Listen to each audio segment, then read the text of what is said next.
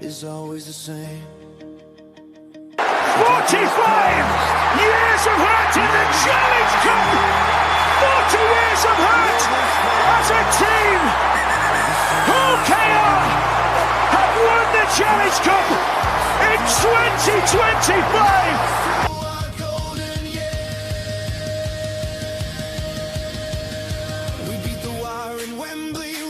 Tom Davies, try help ease the pain. We topped the league, we would not fall. The mighty Robins above them all. An Old Trafford clash with Wigan's might. We burned the sky with red that night. 24-6, the game was done. History made. Oh, it's an interception, and it's the boy from Wigan. Double winning from Hawkins to Rovers. And Superman guy from Joe Burgess. A Superman performance from Hawkins to Rovers. They win the treble. They win a grand final. Red and white, we do believe a grand final win to complete the three. The greatest year in Rovers history. Celebrate the Hello and welcome to the latest edition of the Robin Pod Weekly, which unfortunately for some isn't coming to you live from Las Vegas. It's coming from Kingswood in Hull. A little bit different. The background's definitely different to what you might have been used to if you are watching on YouTube. But I am pleased to say the Robin Pod Weekly is back, and I have been speaking to the person who created the intro. He's going to create a special intro now for the Robin Pod, because I said to him, we do need to update that. We are the world champions. We need to include that because it's something that we should not forget that we are. I will say it again, Hull Kingston Rovers are the world champions. That said, we've had a great time in Las Vegas, haven't we, James? But that performance against Leeds wasn't up there with one of the best we've enjoyed in the past. But I tell you what, James, it's great to catch up with you. Gary, welcome to the podcast, of course. And don't forget, the Robin Pod is powered by Budget Tyres Autocentre, the only car specialist powered, supported by the players, club officials, and supporters of Hull Kingston Rovers.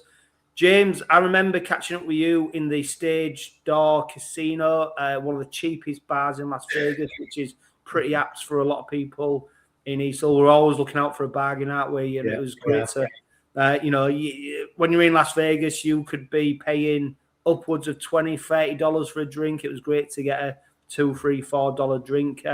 But James, I remember catching up with you. You had a hectic journey to get there. Just for the benefit of the Robin Pod, just tell me about your experience of being in Las Vegas, watching Hull KR, and just the opportunity that you got to go and be Hull KR supporter in Las Vegas. It's still hard to believe that we was actually in Vegas, watching the Robins. Vegas is one of those places that we never thought we'd go to. We'd never really fancied going to it, so we actually had a reason to go. And fortunately, we was able to go, and so glad that we did. The experience itself was just phenomenal. I mean, you hear about Vegas, you read about Vegas, but until you actually experience it, I don't think you can really comprehend the scale of it.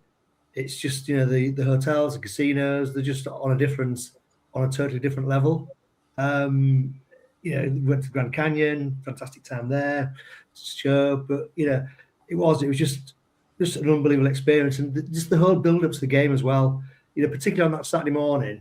On Saturday morning, we were just sort of seeing, we got them Thursday night. On Friday, there's plenty of shirts around, of Leeds shirts, Aussie shirts, etc. But that Saturday morning, it was just like a rugby league fest, and there's just like St George, Newcastle, Bulldogs, Rovers shirts, Leeds shirts, just everywhere, and it was just everybody was having a great time together, mixing together in all the casinos and in the hotels and bars, walking down to the stadium for the game.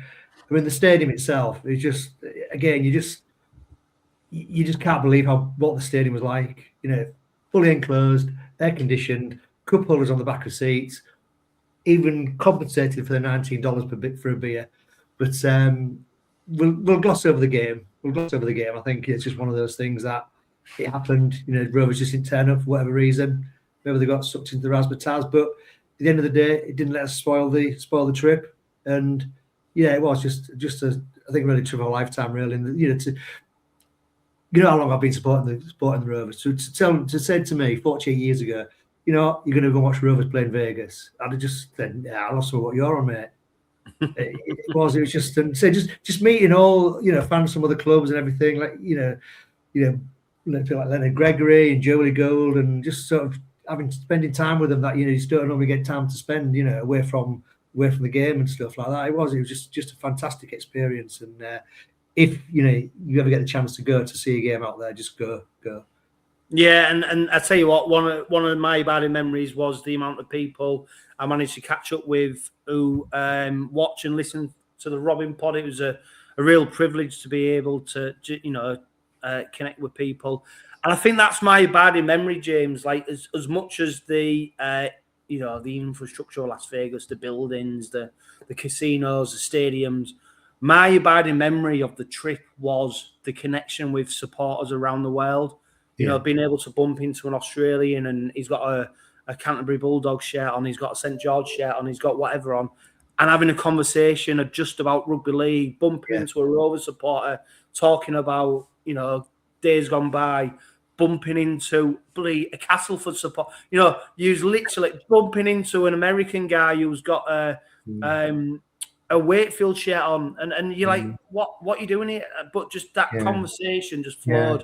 And I think that was probably my abiding memory about, do you know what? Rugby league is particularly in England, it's a bit of a derided sport, isn't it? We know we're not at the top of the tree. And ultimately, we know we was at Las Vegas because we're riding on the coattails of the NRL. But we embraced it, we enjoyed it. And I tell you what, it was just a great experience, just talking rugby league with people from all over the world and just being in that bubble for it. It was ultimately a rugby league bubble, and whether your team's playing there or not, you will still be able to have a great experience. It was just a phenomenal few days. Like we said, it's days that you won't be able to appreciate. But that was my abiding memory, James, really. I think one other thing, John, I forgot to mention was just really think actually how engaged the Americans were. I mean, the number of times I was walking down the street and Americans just stopping me and saying, what's going on, and wanting to talk about the game and what's happening, etc. And then even afterwards, even the days that we were still there, people just wanted to talk about it and sort of saying, seeing your shirt and saying, what was it like? How did you get on? And we're here for the game and that sort of thing. So you got, I suppose people sort of say, well, what's the point of going to America? Because but you're probably not going to get an American team out there, but it's like people start talking about rugby league, and there'll be Americans there who've never had any engagement with the game, but they were all engaged and enthralled by the actual noise and the colour that the UK fans and the Australians brought to it, and I think just the noise that I think they're totally blown over by how we basically just the way we were at games and stuff, and that for me is one of the bad memories as well. Yeah, Gary, now I know you weren't there. I know you weren't in Vegas. I know, though, you got up, you set your alarm clock, you made sure you was up for the game on midnight, and look, the game didn't pan out how we wanted it to do, or what we expected the result to be. But no doubt, looking from afar, you'll have seen the videos, the clips, all the noise and footage and stuff like that. It must have looked like, and I've not really spent too much time yet looking back on all the footage, but it must have looked like an incredible spectacle when you're back home and seeing all the short clips and stuff, what's going on. Yeah, you probably started on the Tuesday or the Wednesday, didn't it? Started to ramp up on social media and on the Rovers website and YouTube and your podcasts and stuff, and it was I didn't go out for different reasons, but I'm for those reasons I'm happy I didn't. But there was a little bit of me was kind of like, do you know what? I wish I was there in Fremont Street, and I wish I was there now walking to the ground, But hey, it is what it is. I got to go to bed at 1:30, 1:45, knowing without having to trudge back to a hotel or listen to it the next day in a bar full of other fans. You know what I mean? Out. So I wish I'd gone out. yeah, but it's just one of them things, isn't it? Yeah, of course it is. And I'll tell you what, mate, like I said on the, I think the Robin pods that I was doing out in Las Vegas, look, mate, it's tough. It's tough. It's a tough time for people. You know, if you can get there, you get there. And I saw a bit of the reaction to the result. I think a lot of people had invested a lot of money, a lot of time, and I get that.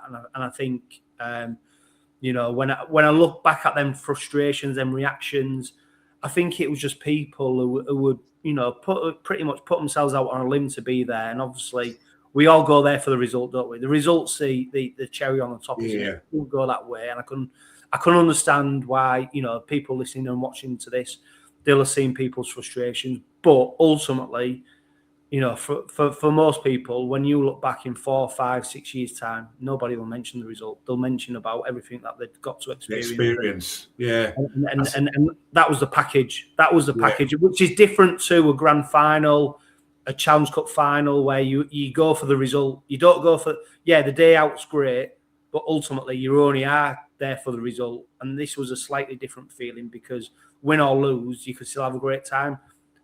I've never been to a Challenge Cup final or a grand final and lost and gone, yeah, but it was a great day. Yeah. It is about the result, isn't it? So, yes, you know, it's it's funny. But I tell you what, let's move on because the performance wasn't great. We can't beat about the bush. Willie Peters was absolutely furious with the players. Very interesting. The Leeds Rhinos players and the Hull KR players shared the same flight home.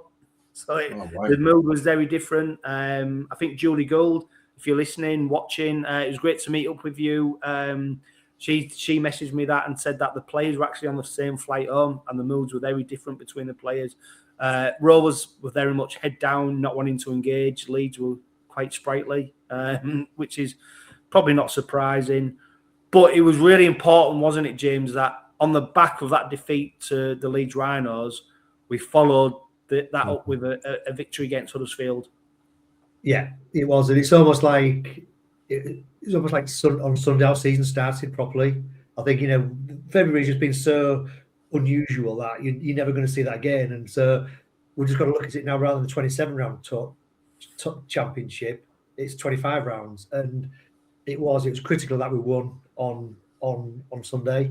You know, at the end of the day, you know, we're bottom of the league. You know, and so we basically had to win because I think, you know, you mentioned when we was in we're met up. You know, potentially in the next 2 games we could be out the league, lost that league leadership. We could have lost the Challenge Cup, but you know we're back on that horse now. You know, the performance wasn't perfect by any stretch of the imagination, but at the end of the day, it's those 2 points that matter, and that's what we got. Yeah, and Gary, you know, to be fair, let's be honest. If someone said to you, in February, you'll start the season by losing to York, you'll lose to Leeds, but you'll be the world champions, what would your answer have been? I think you'd have it, wouldn't you? You'd have it, wouldn't you? Definitely. Yeah, you would. You know, you'd have it. You'd have that rather than the other way around. Yeah. Beating York and Leeds and losing in the world champion, not beating Brisbane. I think you'd rather be the world champions, have all 4 trophies at the same time, and kickstart your season like we did on Sunday. I think you'd settle for that now, wouldn't you? Looking back, as I say, yeah, definitely, and I think that's what ultimately what February will be remembered for, James. We finished the month as world champions, and that's, you know, that is not so. I think now, do you know what? As time progresses and we start processing it a bit more, like, and I still think actually we're probably not it's really hard, isn't it? Because I feel like we're not making enough of it, but at the same time, I feel like the club, maybe the players, want to put that to bed. But we haven't really had the time to really enjoy it and appreciate the fact, like, it's a moniker that we've never had. We've never had the moniker of the best club side in the world. And I feel like we're doing a bit of a disservice to the side by putting it to bed. But at the same time, I can understand why they do want to put it to bed, because they want to move on from it. Yeah, because I think, I think at the end of last season, Willie Peters, I think was it Willie Peters that sort of said, "Well, what we're going to achieve for next season?" Because you've done the treble. He said, "We want to win it all again," because nobody else has done that. So that is where the needs. That is the goal. That is the objective of where they need to go to. And like I say, February's out the way now. We've got 2 points on the table. We're starting the season now, and ultimately we want to be able to return that challenge, return the league leader shield, and return the win the grand final again. Why not? Why not? Nothing apart from the world championship. Obviously, nothing is won this early in the season domestically. You look over time, and there's clubs that have had. I think was it Warrington a few years ago went about 10 games undefeated, didn't even make the playoffs in the end. So it's an old saying, and it gets trotted out, but it's what you do at the back end of the season that matters. You get yourself in a position now to get into those playoffs and those grand finals, and like I say, the hard work starts now, I think. Yeah, and what's becoming apparent, Gary, is we are pretty much slow starters, aren't we? We seem to, even though we have one of the most intense pre-season training camps, we do find it difficult to get going. Sort of, it takes us a couple of games, three or four games, doesn't it, to get into the Rovers rhythm? Really, well, I might trademark that. Yeah, get into the Rovers rhythm. Last season, wasn't it? We dominated teams for the first 20 minutes, held them until half time, and then had another good 20 minutes in the second half, and kind of just progressed from there. Whereas we seem to have been a little bit, slow off the mark, like you said at the beginning of this season, and it's probably the only time we'll mention it, or I'll mention it now, is the Leeds game. We just looked absolutely shattered. Yeah. And to be fair, Gary, as well, we didn't look that much fitter against York either, did we? Yeah. We looked sluggish then. And to be fair, like in between that was a superhuman effort against Brisbane. But if you move that out the equation, the 2 games either side of it, we did look knackered, really. Like, if we're frank, we looked tired. Yeah. And it was them one-on-one defensive efforts that we seemed really we seem to be going up. We've made such a big thing of our team play and the whole KR performance that they all want to play to. But against Leeds, James, that one-on-one defence wasn't there. They came down the middle, and that was the thing that they was trying to rectify against Huddersfield, wasn't it? To try and really strengthen that middle piece. Yeah, it did, and I think they were always a lot more solid. I think, again, obviously more limited opposition, but I think defensively, I think one thing that struck me was the first sort of 10-15 minutes of that game on Sunday. They seemed to really come out with some really lightning fast line speed. There seemed a lot of intensity in the tackling. The scored after 3 minutes, and you thought, okay, this is going to be opening the floodgates here. But then I suppose they sort of got dragged down, probably a bit down to Huddersfield's level to an extent for the last the next 20-25 minutes or so. And then those sort of 2 tries before half time, I think, essentially just put the game out of reach from Huddersfield, and you could sort of say, okay, we can play out our normal game in the second half. It's game management, and we could try and sort of get some points back. Yeah, and Gary, on the back of that Leeds defeat, did you expect to see maybe some changes in the personnel in terms of the lineup, or did you expect him to give the first team players who didn't necessarily perform against Leeds the opportunity to redeem themselves? I think he knows what he wants, doesn't he? He knows. I think he always tries to play the first 13, doesn't he? Numbers 1 to 13, and then he always tries to do. And we've seen it in the past where we've had discussions, or there've been discussions on podcasts that we've not been involved in, and people say, "Oh, he had a shocking game last week. He's definitely out." But because he's number 12, he gets a game because that's Willie Peters' strongest team. And I would imagine there was a lot of redemption taking place at Huddersfield. The line speed was definitely there, James. It was lacking against Leeds. There was, they just let Leeds come to them in the defensive line, where against Huddersfield, that line speed we've been used to and seen over the last 2, 3, 4 years was back, and it was really nice to see. Yeah, and James, we've mentioned on the Robin Pod previously many times, it's very abundantly clear that there's a first 13. And we could name it now. We know who's, and there's no even and to be fair, I don't think Willie Peters is wrong in terms of giving the opportunity for players to redeem themselves, and ultimately, whether you could argue the opposition was limited, but ultimately the players did redeem themselves to a certain point, and maybe that's the way to go. But yeah, it's very clear there's a first 13. You can almost pick the interchange bench as well. It's very clear where we are, and ultimately as well, though, you've got to look back at what's happened previously, and they're the players that have led us to success. Now, what becomes interesting with that, James, is when them players are then not fit, is trying to then bring the next batch of players in, isn't it? And we've seen that with Artemog now. Jack Broadbent is the standing fullback, and whatever happens with him when Artemog comes back, who knows? But there's a first 13, and then there's the understudies. Yeah, it is. I think we have seen that he's, like I said, he doesn't like to change it, and I think he probably took the philosophy on. I mean, I was expecting quite a few changes against Huddersfield, if I'm honest. And when you think the only change really was sort of Hadley coming in for a moment and sort of Jack Brown being replaced as 18th man with no Booth, would maybe chuckle. But yeah, okay. You didn't perform in Vegas. I'm going to give you the opportunity to sort of prove, you are good enough. I know you're good enough because you've won all these trophies. Just go out and show the fans what you are capable of. So I suppose that gives players confidence as well. That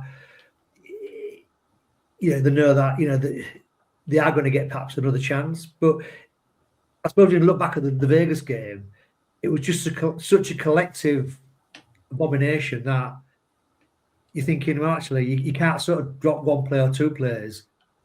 You'd have to drop the whole lot. And so I think, keeping it as it was for Huddersfield probably made more sense. I think it'd be interesting to see what selection comes out for the cup game. We'll talk about we'll come on to the cup game very soon. I tell you what, Gary. Though, to be fair, it was a perfect response after what happened against Leeds. The result was never in doubt, was it? The result was never in doubt. I still think there was parts of our games that wasn't probably at the level that Willie Peters expected, and he mentioned that as well. I think he wasn't fully happy with what happened, but the scoreline, it showed that Huddersfield really were at arm's length. I remember watching the game and going, do you know what? Really, the biggest result is keeping Huddersfield to 0. And I think that's probably what Willie Peters was disappointed about. Are we letting a soft try? I think that's where we need to really home in on. The points on the board, as daft as it sounds, are important, but they're not that important. It's based on what we stop conceding. And at the moment, we're not in a place where our defence, really, we're not happy with it, are we? Willie Peters isn't happy with it. I don't think the players are. But it does take time as well to get that up to speed. But we need to get up to speed quickly because the games come thick and fast. Yeah, I think I think Sunday's game, there was a few players, wasn't there? I think he mentioned it in his post-match or this pre-match just for this game. He's mentioned a few players were still feeling the effects of the journey, weren't they? A few of them were sick. Still, I know Elliot Minchella went off after 30 minutes because he was still a bit under the weather, as in not tired and physically unfit. I'll tell you what, Gary, just hold that thought as well, because I want you to carry on with that. It's really interesting, though. Elliot Minchella is not playing as many minutes as what we've come accustomed to. We've seen it in a few games now where he's been either pulled off early or he's not. He used to be pretty much an 80-minute player, didn't he? And we're seeing now a few times, since the start of the season, where he's not fulfilling the minutes that we expect him to do. We're not privy to why, and I dare say it's down to his performance sometimes, but it's really interesting what you're saying about him coming off early again, and whether it's the travel or what. But yeah, that's interesting. But sorry, Gary, you carry on. Yeah, I think he said, didn't he, in his post-match interview that he was still feeling the effects of some kind of bug or sickness. So that's why so it's a testament to him for playing 30 minutes, I think, if we look at a coach's positive spin. You know, if you're an under-12s coach, that's what you always do, I think. Look at the positive side. So yes, and hopefully everybody's going to be, apart from those that are suspended or unavailable, everybody's going to be back again this week. Yeah, and when you look to that game, James, of course, we're now looking at what the side might look like for that, because there is the opportunity potentially to maybe rest a few bodies, bring people in. But if we go back to that Huddersfield game in Super League, what was really nice to see, though, is how we spread the ball and how we created them try-scoring opportunities. And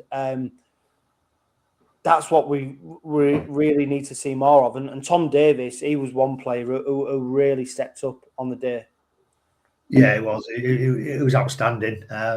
Both, I think, defence and obviously in attack, and got a couple of tries, didn't he? So, but yeah, I think that was the most pleasing thing. And I'd say I think they set the stall out quite early. I said they got the defence was sharper, and they were throwing the ball around a lot more, obviously, early on. And I think Huddersfield just had no answer to it. You know, they didn't have the pace out wide to sort of stop them. And, you know, that Burgess tried just before half time, I think, you know, just really ended with about 2-man overlap, didn't they? And Mace saw Burgess out there, and he's after the John Smiths to run into. So yeah, again, that was a pleasing thing. I thought, you know, obviously Mikey took his try really well.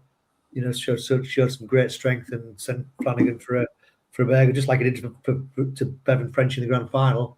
But yeah, I think, you know, it was a much better performance, much what we expect to see. But as he said earlier, we don't seem to do early season very well, and at this stage, it's about getting those 2 points on the board, which, you know, as I said, we did. Yeah, and Gary, I mean, like we said, it wasn't the greatest performance, but job done. And I think ultimately that was the response that we needed, and that's what we was looking forward to. Yeah, I kind of put a different spin on it as well, a little bit. I do agree it wasn't the best performance, and it wasn't the greatest Rovers performance we've ever seen. But we're up against an opposition that tried to slow the ball down every tackle, just about knees in, elbows, you know, all the little niggly stuff and we just got on with it. I was really pleased that we just got on with it and didn't really get taken in by it all. Yeah, and James, we can't not talk about the game without mentioning Kyle Lawton's tackle. It's then ended up in a 3-game ban for him. Of course, he missed 10 minutes of the game because he was sin-binned. By all accounts, Rovers, the players, apologised to Huddersfield for that tackle. It just seemed a really needless attempt of making a tackle when a player was held up, and you know, if that happened the other way around and we saw a player doing that, we'd be absolutely up in arms, wouldn't we? And it just seems so needless. And what frustrates me more is that it's one of the most experienced players on the pitch who does it. You know, you're not talking about a young lad who's getting his first opportunity, who wants to make an impression. You're talking about, like I said, one of the most experienced players, and it just seems so needed, especially now because we're going to miss him for 3 games. Yeah. And now we're going to miss his cover on the bench. Yeah. You know, don't get me wrong, a lot of people will be pleased because they'll say, well, that maybe gives Bill Leyland the opportunity to step up and get onto the bench. Yeah. But at the same point, it's obvious he's one of Willie Peters' trusted players, and to be missing for 3 games is pretty, for me, unforgivable for such a needless tackle. Yeah, it was. You know, I've no problem whatsoever with getting a sin bin for that, because I mean, we were seeing it at the time. I'm thinking, what's he done that for? And it was almost like slow motion that the referee didn't blow up at first. And I think it's only when English didn't get up, when he's clearly injured, that he sort of stopped the clock and got it reviewed. And I think, he probably, with hindsight, you know, the yellow card was no problem at all. It was totally needless. The game was won. Didn't need to do it. As you said, it's going to give somebody else a somebody else an opportunity to shine. And I think, I think that's one of the things again Peters is very strong on. If somebody comes into the squad and brings into that team and they perform to the level that he expects, then you keep your place in that team. And it's then potentially harder then for Lawton to get back into that position where he probably would have been. But yeah, it was a pointless thing, and I think 3 matches, yeah, you can't argue with it really, to be honest, can you? Yeah, and we'll finish with this as well, Gary, because what really pleased me, like we mentioned about the wing play, they seem to get a bit more fluidity in terms of their attack, and ultimately, we're not a one-dimensional team that focuses just on defence. We do have the flair, and that's what has basically won us games, hasn't it? When you look at the big games, it's that bit of flair, that bit of attacking prowess that's come to the fore.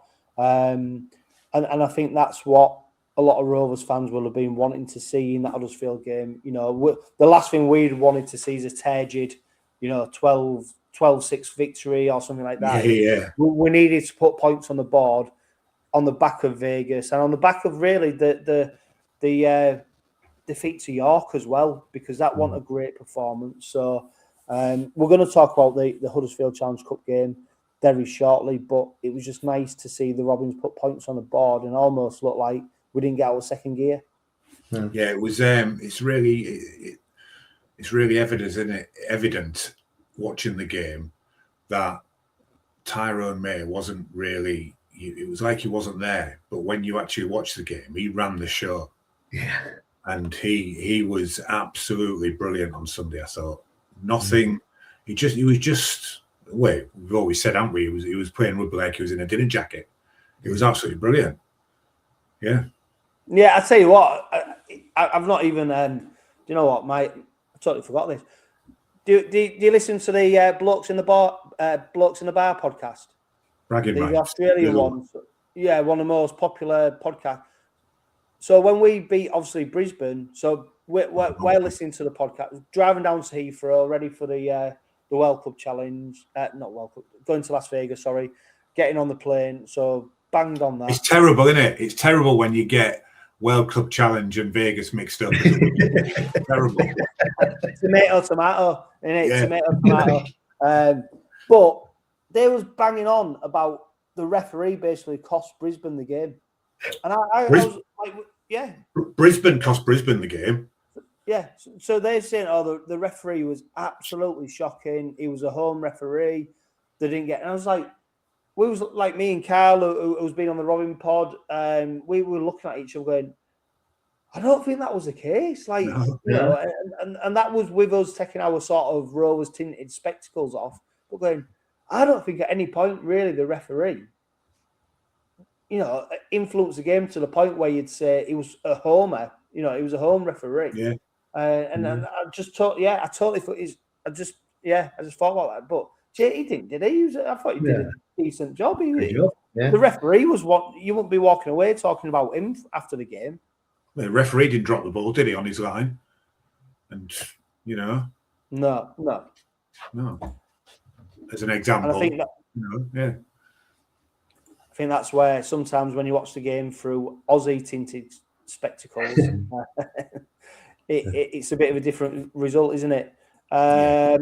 Right, we are going to bring up Steve Till. I spoke to him earlier, and he's done another Robins Revisited. Unfortunately, we couldn't bring you it while I was in Las Vegas. I think I mentioned it on the Robin pod because my laptop went defunct. So hopefully we're going to be able to bring you this because it's a great debate. It's maybe a debate that many people don't want to have now, but it's about who Hull Kingston Rovers' greatest ever team could be and trying to compare some of the players that have gone before and where they may feature in the side right now. So hopefully, no, that video is not coming up. So we are going to try and do it again. Gary, like we said, expectations on the season. Where do you think? What is success for Hull Kingston Rovers? Success is obviously winning every single trophy and repeating what we've done. realistically, where do you think success is for the Robins in 2026? Yeah, realistically, with my head rather than my heart, is winning something, whether it's a Challenge Cup or it's the league leaders or it's the grand final. It's winning something just to keep that trophy cabinet, keep the Mr. Sheen being bought and the dusters being bought to keep it clean and stuff. Winning something. Yeah. Yeah. That's success for me. That's it. I Short think and that's sweet. it, James. Sorry. We've got to be realistic. Yeah, we've got to be realistic. Yeah. No, you're right. No, you're right, because I think it's a sentiment that that really what we can all we can do is repeat what we've already done before. But there's no doubt that the challenge for us to do that is going to be greater than ever, because there's people hunting us down, and other sides may improve, other sides may have greater energy, more enthusiasm, more motivation to win trophies, and that's the challenge, isn't it? To repeat what you've done, and that's what they've been talking about in terms of creating that dynasty, which is easier said than done, James. It is, yeah. I think for me, it's winning something. I think Challenge Cup were great, but I think because you have to look at the teams around us. I think obviously Leeds. I think Leeds looking strong. Wigan have had a blistering start to the season, but it'll be interesting how they cope with Bevan French being out for 16 weeks. Historically they don't do very well when he's not in the team. They seem to falter. And obviously going to be missing Jai Field as well for a few weeks as well with his after his appendicitis. So yeah, that's where we need to be going to. I think still going to be Wigan is going to be the benchmark, and that's who we need to be targeting to be better in, really. Yeah. Can I ask a question? Sorry, John.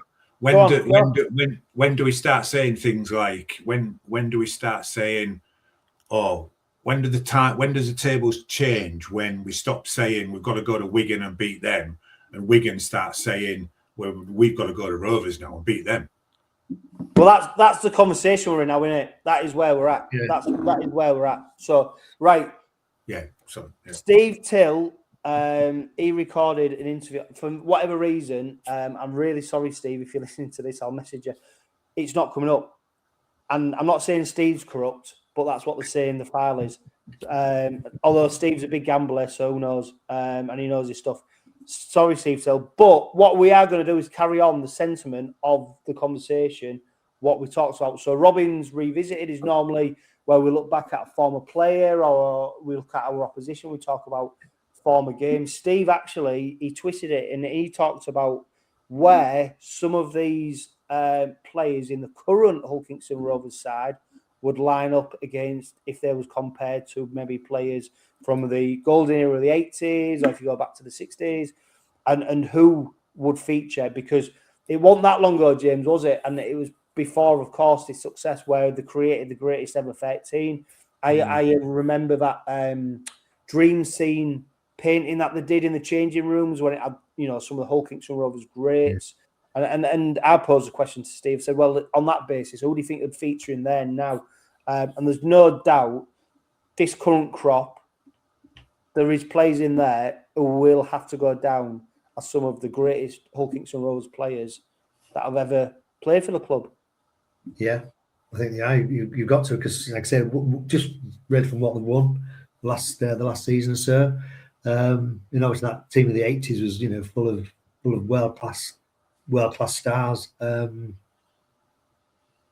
yeah, trying to sort of see who from the current lot would sort of where they're going. God, it's difficult because the game is obviously so different now. But you'd have to think something like Jez Litton, Mikey Lewis they'd been sort of knocking on the door. But then we think Jez would be up against someone like Dave Watkinson as a hooker, and and that is the point Steve Till was making. Yeah. It's a real debate for the ages, isn't it? Because Hull Kingston Rovers supporters of a certain age will never have seen, some of them great players from the 80s, will they? They'll never have seen them, so they've got nothing to compare to, other than stories that have been passed down through generations from granddads, grandmas, mums and dads, and telling you about how great they are. That said, You know, we're in a different area of Super League, and that's another talking point, isn't it? Rugby league in the 1980s, 1970s, 1960s, the 1990s is very different to what it is in the 2020s. So, you know, it's a great debate to have. And do you know what the best bit about the debate is, Gary? There's no answer. No, everybody's got their own opinion. It's like just when an you ask infinite people, conversation. yeah, it's like when you ask people who their favourite Doctor Who is, everybody's got their own opinion, aren't they? Everybody goes back to the one they saw when they were kids. Yeah. Which is obviously Tom Baker. But anyway, that's for a different podcast. So, yeah, I think following James's comments there, you know, following Lewis's Man of Steel, and, you know, he's really turned from a running halfback, hasn't he, to a running and a kicking halfback. He'd definitely be in there, wouldn't he? But then he'd be up against Mr. Millward, wouldn't he? You know? So so who would you have, really? And it is a great conversation, and it's a fantastic, and it could be a real theme this season, wouldn't it? You know, and to have those conversations, it'd be great if those conversations continued into the terraces, because it is a real nice debate to have. I always remember when Andy Kelly came in from Wakefield. You know, really the highest transfer fee ever for a rugby league player coming to Rovers. We were like, this is absolutely brilliant. And he turned out to be a really good player, I thought, anyway, growing up. Yeah. So he always stands out for me. Andy Kelly is one of the best forwards we've had. Yeah. I think, James, as well, what's really interesting is actually no one's really seeking out the answer to what's the best ever team. It's just a conversation, isn't it, to have? Yeah. Because, you know, you could have, you know, God, we literally could do a podcast on it and you wouldn't come up with an answer, because we could have 100 people and every 100 people would create 100 different 13s.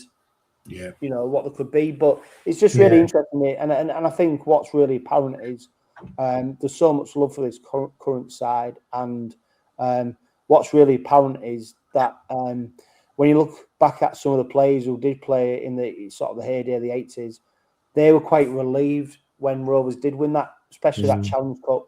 That first trophy to lift the hoodoo, and it was almost like a relief from them to go, they don't have to keep referring back to us now. There's a new crop of players who have come in, and they wanted that for a long time. I mean, we saw Dave Hall, didn't we, present the ball onto the pitch during the World Club Challenge, and he's done a heritage podcast that we did. I've spoke to him, and he was desperate he wanted more players. He wanted the teams in front of him to be more successful, so we could stop talking about him. You know, and that was coming from a real genuine place. He was like, "No, I want more success. We don't need to keep coming back to us." So it's a great debate. If you're watching this on YouTube, please go in the comment section. Let us know who you think would feature in Rovers' greatest ever 13, particularly the current crop versus what's gone before. It's a great debate. There's no answer. There's no rhyme or reason. You know, it's opinions, isn't it? Because there's no factual base. The game's different. The 80s game is so much different to the 90s game, to the 2000s game. The roles of the players, if you look at the hooker player, you know, the hooker, for example, what they had to use to do in the scrums, well, that's non-existent now. You know, the props, the build of them now, you look at the build of the props now, Jesse Sujar, Whitbread compared to the props of the 80s. You know, there's no comparison. But that said, it's still a great debate to have. James, we play Huddersfield, like deja vu. We play them again at the Huddersfield Stadium on Saturday. This time it's in the Challenge Cup. If they weren't battered and bruised last week, they are certainly now, aren't they? Because they are having a horrendous run of injuries, and it didn't get any better against Rovers. Two of the potentially most important players, best players, went off injured. They're probably not going to feature against Hull KR. So, you know, we pretty much put them to the pump last Sunday. It's very hard to see anything other than the same thing happening again, isn't it? Or am I tempting fate? No, I don't think you are. I think when you look at the injuries they've got, I mean, I think if you look at the squad they had pre-season, and and you think, it does look a bit threadbare. And how many injuries have got left now? And obviously lost Flanagan. I think he's probably their best player, and he went off and done like he's going to be playing this weekend. You just can't. I just can't realistically see any other result apart from a Rovers win. What do you reckon, Gary? What do you reckon, Gary? Rovers win? Easy? Yeah, easy. Are you expecting, though, Gary, this is probably the biggest point, are you expecting any changes into the usual lineup? Because a great opportunity for potentially, if you look at, I don't know, Jack Brown, who's the perennial 18th man. 18th man. Is it a bit of a time to go, do you know what, Jack? Here's your opportunity to come and play. Is it an opportunity to put Noah Booth into the team now? Or do they deserve that after do they still, are they still smarting from that Leeds defeat in Vegas? Is Willie Peters still putting them out to, I don't know, repay the faith that was showing them? Or do you think it's an opportunity to rest players? I think every time Noah Booth plays, he delivers, doesn't he? Mm-hmm. So he could be a shoo-in. He could give one of the wingers who plays. He could give Budgie a rest, couldn't he, on that side?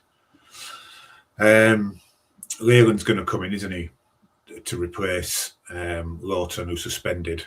Apart from that, I can't think of anyone else. Maybe like Jack Brown could come in as an interchange. But you want to keep winning, don't you? As a team and as a coach, you want to keep winning. So you're going to put your best team out every week. And we've seen it in the past, haven't we, I think, where everybody thought it was going to be the same against Lock Lane, didn't they? Who was it going to put out? And it was a really good team we put out against them. So I think if you're winning, you keep the same team. And even if it's your first win, you keep that formula going, don't you? So maybe Booth and Brown, maybe, and Leyland. That's about it for me. But I think it's a good Rovers win. There's nothing else on the cards, I don't think. And I'd like everybody says they'd take a 12-6 win, but I'd like a 50+0 win. Yeah, I mean, James, difficult one, isn't it? The cup. If you look at in football, the FA Cup, it's an opportunity for teams to suddenly, players who were injured, suddenly become injured and they make changes when they probably wouldn't have done if it was a Premier League game. I dare say if it was a Super League game, you wouldn't be making changes. Or do you think we just go straight, the strongest team available, that's where it becomes a little bit more like sort of questionable. It's the strongest team available. Is it really? But there's no doubt some of these players of the last few weeks have really gone hard on the back of the pre-season. If they did make changes, you couldn't really question it, I don't think. No, you couldn't. And I think, what Gary was saying in terms of, I think you'd obviously expect Leyland to come in for Lawton, potentially, like I said, Jack Brown. And I was wondering whether Tom Whitehead would be getting a nod. Big raps in pre-season, wasn't he? Talked about was one of the most impressive players. Yeah. And I think he played against Lock Lane, didn't he? Came on off the bench against Lock Lane, and I think, he might be one of the ones that his 3-year contract is signed. So I think he's going to want to get some game time in the future anyway, particularly when you're looking where he could fit into the squad for 2027 and beyond. So I wouldn't be surprised if Whitehead comes in. Like I say, I think Leyland, I think he's looked really good when he's played early in the season. So I think it gives the option for giving Jez the rest, doesn't it? And even though Jez will play 80 minutes, even he could do a little break every now and again. I think he went off on Sunday, didn't he? I think then Lawton got sin bin and he came back on after about 2 minutes. Said to the missus, I bet he's fuming about that. I bet here. Do you think, Gary, there's an opportunity to potentially see Jack Charles out there, or do you think Lewis and Lewis and May, they'll be out there on the pitch? Yeah, I mean, it'd be a great opportunity, wouldn't it? It's a shame Ronnie allowed 4 interchanges, isn't it? it'd be a great opportunity to, maybe they should change the rules for the Challenge Cup games where you can have 6 or 8. Well, they've changed it in the NRL, haven't they? Where great. what is it now? 6 interchanges, when 6 players on the bench that right. they're allowed.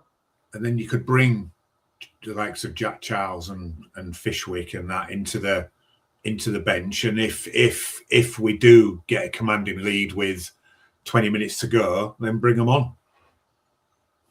Yeah, it's going to be really interesting. I'm really looking forward to the game on Saturday. Yeah. What we're all hoping for is basically whether it's hook or by crook, you're into the next round of the Challenge Cup. Yeah. That said, we are trying to build up a bit of momentum. We've got a tough away game against Catalan, and we don't know what that's going to be because they produce some funny old results, aren't they, in this early stage of the season. It's never easy necessarily for the Robins when we do go over to the south of France, so that'll be really interesting. But we want to go into that on the back of a victory. There's going to be a great following. Now, I think they're expecting at least 16, 17, 1,800 Rovers fans to be there, which will pretty much make up probably most of the attendance. If anyone's there on Sunday against Huddersfield, they will know that you could literally probably count the Huddersfield fans. They've just reduced the prices for Huddersfield. Huddersfield, the Giants, aren't they? Huddersfield have just sent an email out saying if you're a Huddersfield fan, it's only £15 now. Yeah, and I think that's open to away fans as well, so they've got the opportunity to that. But we are going to wrap up with 2 points. The big question, okay, and then we're going to wrap up with question time. Now, the big question that I posed was, and it's a new feature on the Robin Pod that we put out on social media and we get people's comments. Would you offer Sauso Su, Peter Hiku and Reece Martin contracts to stay at the Robins beyond 2026? And that is because, of course, they are out of contract. Now, reading some of the comments, Bazza, of course, who features heavily on the Robin Pod, who was out in Las Vegas with him, he said that's a difficult one because Jesse Su has looked very good this year. For us, probably yes for Jesse. But Pekka Hiku, I'm not sure because he's dropping off so many tackles.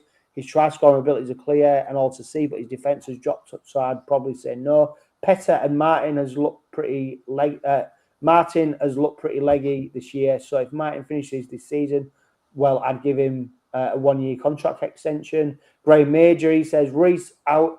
I would look at 2 years if he feels he can go around again. Jesse would get 1 more year. With Petter, it would come down to whether we can get a suitable replacement, but definitely no more than 1 year. Nathan Major says, Hickle, yes. Martin, yes. Wait and see for Jesse Su. Joe Davison, he says, we need to sign them up on a rolling contract so they can leave on their terms and it keeps the team together. I love all three. It's very hard to disagree with that, isn't it? Reece, yes, 2 years. Hickle, no, sorry, but he got skinned on the outside by Huddersfield. Going forward, great, but losing pace in defence. Su, yes, but only 1 year. We have to be harsh if we want to carry on developing. Ian Dixon says, Reece, yes, as his goal kicking gives him an advantage. Hickle, no. Losing his legs and can't keep the defensive line. Su, I think, will take the decision away from Rovers. The comments go on and on. I'll finish with Julie Rodman.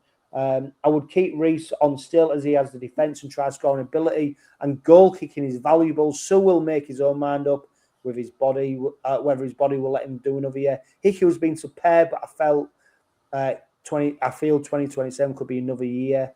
We have Noah Booth, who's faster for a centre, or develop Noah Moore and get a quality centre. They're out of contract. They're getting a little bit older, aren't they? There's going to be big decisions to make, Gary. Yeah. We still need to make a decision about my contract on this podcast for next year. But yes. It's a week one. Yes, I think to answer the question, I think offer Reece Martin a new contract. I think Jesse Su will make up his own mind based on his body, like everybody said. And I've actually tipped Petter Hickey to have an outstanding season this season. But I think next season, 2027, could be one season too far. So, no. And I hate myself for saying that because I think he's a great player. I think he was probably one of the ones that is probably suffering from a little bit of tiredness and sickness. But I hope he does really well now this season. But for next season, probably no. Yeah, I think, James, if you look at Sauso Su, Pettihiku, maybe supporters of other sides question their signing more than what we did. And I look at Sue, he looks in better shape than he's ever looked before at any point of his career. I understand what people are maybe saying about Pettihiku at the moment. He missed 11 tackles against Leeds. Last week against Huddersfield, he was joint top for missed tackles. But I still think he's got so much. Do you know what? These two will be players where it'll only be in 5-6 years' time, whenever you look back and you go, bloody hell, they what they did. Pettihiku, one of the few players to play for us, James, whilst then getting an international appearance from New Zealand. The phenomenal players. What we've learnt, though, James, is that this Rovers side, this club, Willie Peters, Paul Lakin, they're not afraid to cut adrift players when the time's right. And I suppose my feeling is this season may be the one where there's a turnover, because I just think maybe it's time. Maybe it's time. I hope to be proven wrong. I'd keep them at the club forever. I love them, what they've done. But you've got to be realistic about what the future holds for this side. Yeah, no, I agree. I was thinking about this earlier today because I saw the question that was posed, and the contribution that Sue and Hiku have made to the club, and Martin, going to be eternally grateful for what they've achieved with the club. And thinking about it from my perspective, I think I was looking at their ages. I thought Sue, I could probably see getting another year. He'll be 35 next year, and don't forget, Murray Hargreaves was 36 last year, and he turned out all right. At the end of the day, Jesse Sue's still doing the business on the field. So I'll keep him there. He's trusted. He's a tough one, yeah. Hiku, I think for me, I can't see him being here next year. Love him to bits. I think what he's achieved has been phenomenal. Love seeing him play, but as I said, I think he's been dropping off tackles and stuff this season. And then controversially, for me, Reece Martin and on the basis, he was signed as a goal kicker, but he's been playing off the interchange bench. Yeah. You've got to think now that you've got Arthur Morgan's come in as a goal kicker, phenomenal goal kicker. We've got Mikey Lewis, who I think is a very good kicker. You then got to go back to what we said about Tom Whitehead earlier. Signed Tom Whitehead on a 3-year contract. He, for me, probably fits into that Martin role. And don't forget as well, you've got James Batchelor, who's still got a lot. You've got Dean Hadley, who's going to play till about 100. Yeah. He's not going anywhere. He's going to be so.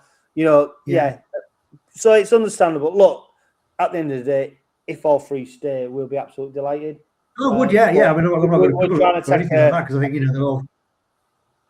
It's trying to take. I think the other thing we've obviously learned. What might look like.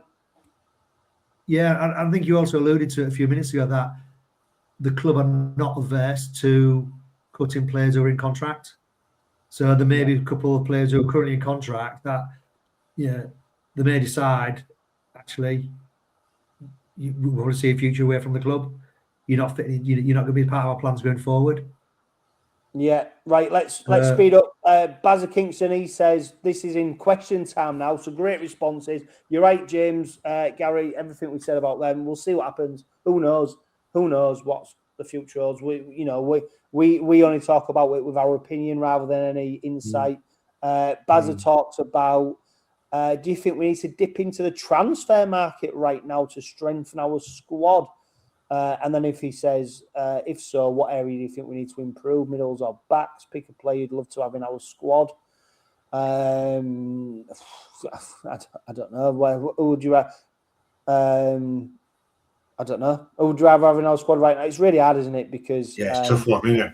You could pick you could probably pick 10 NRL players, but I genuinely think what I'd say is to Bazza, and I'll message him as well.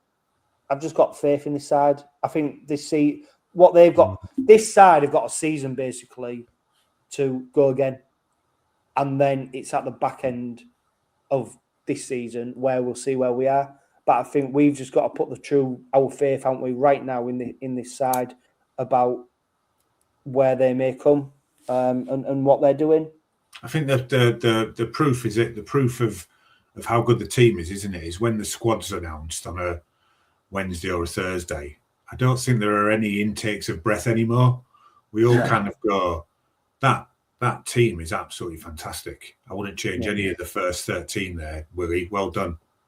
And it's testament to the strength and conditioning of the side, isn't it? That we are able to put out the side that we are. When you look at other sides who are faltering, don't get me wrong, there seems to be a case of the fullbacks right now. Unbelievable how many fullbacks are out injured. And don't forget as well, we've got Declan Murphy, who's now suffered. So the last thing we need is an injury to Jack Broadbent, for example, because then we are really struggling in that fullback position. And that's what Paula Richardson says. She says, "Hi there. My question is, why in Super League at the moment is there so many injuries? Some teams are wiped out near enough. How does that make it a competitive competition?" I don't know. I mean, Rovers seem to be doing all right. Maybe it's something to do with the other club's strength and condition, isn't it? I don't know. Yeah, that's what I think. I think it's down to that. Every club gets the same amount of money. And every club does it, I think, and every club gets the same opportunities to sign players and get the best coaches and stuff. I just think it's down to lack of, in many cases, just lack of conditioning. Yeah, and I'd love to see what the stats are on how many of these players are injured are playing on shared pitches. What, 3G and then grass? The ones that are playing for the football team pitches as well, the 3G and hybrid. Different.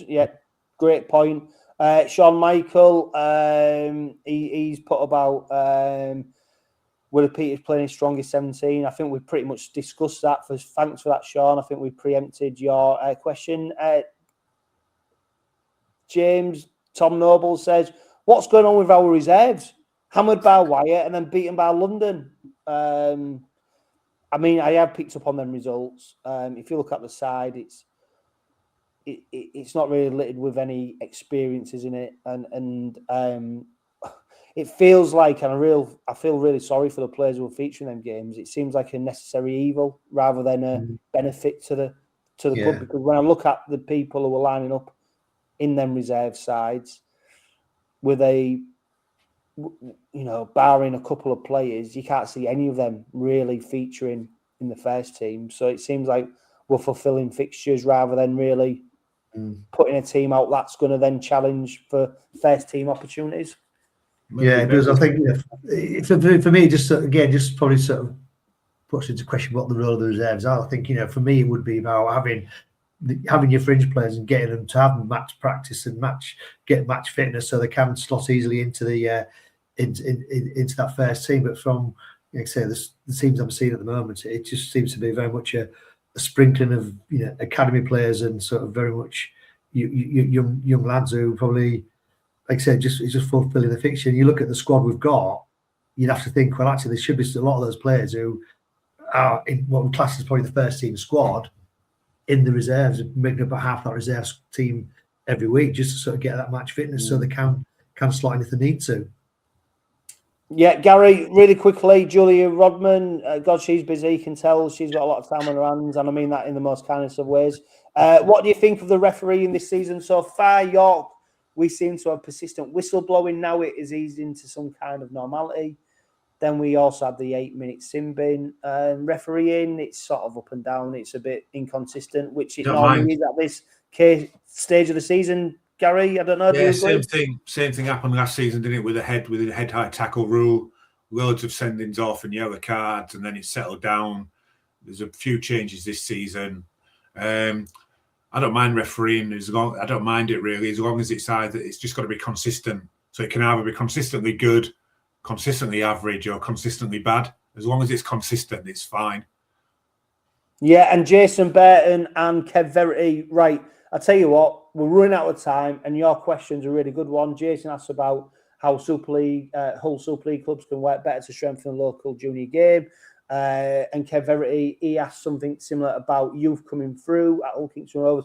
I'll tell you what, boys, when I put up the question time post next week, please put that question back again and we will answer it, because it's very valid and we do need to speak about potentially what the youth of looks like going forward.